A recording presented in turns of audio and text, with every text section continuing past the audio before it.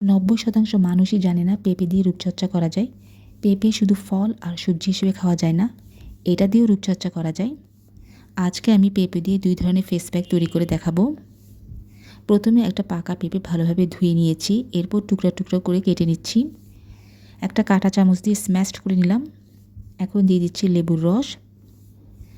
এখন আর কিছু করতে হবে না, জাস্ট মুখে লাগিয়ে রাখতে হবে যতক্ষণ না শুকিয়ে যায়। শুকিয়ে গেলে ঠান্ডা পানি দিয়ে ধুয়ে নিতে হবে। একদিন ব্যবহার করলে এর ফল পাবেন।